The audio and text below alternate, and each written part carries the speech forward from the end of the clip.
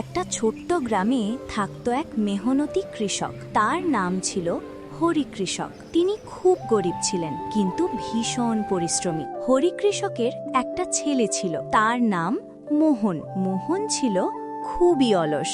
মোহন বাবা, সারাদিন শুধু শুয়ে থাকলে চলবে না, একটু মাঠে এসে কাজ শেখো।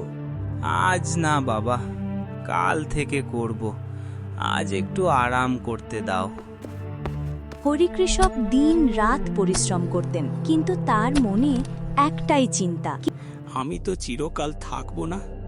এই ছেলে যদি পরিশ্রম না শেখে তাহলে ভবিষ্যতে কি হবে?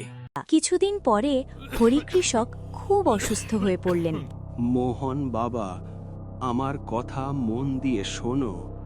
আমাদের জমির ভেতরে একটা খাজানা লুকোনো আছে। সত্যি বাবা? খাজানা?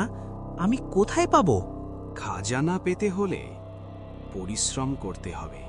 এই কথার পরেই হরি কৃষক সবাইকে ছেড়ে চলে গেলেন। বাবার কথা মনে করে মোহন জমি খুঁড়তে শুরু করল। বাবা বলেছিল খাজানা আছে, আমি খুঁজে বের করবই। এখানে তো কিছুই নেই। কিছুদিন পর সেই জমিতেই আগের থেকে অনেক ভালো ফসল ফলল।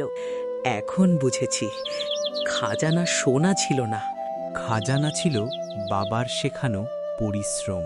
সেই দিন থেকে মোহন আর অলস রইল না। পরিশ্রমই আসল খজানা। যে পরিশ্রম করে সাফল্য তারই হয়।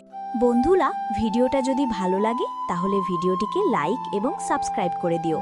আবার দেখা হবে পরের ভিডিওতে।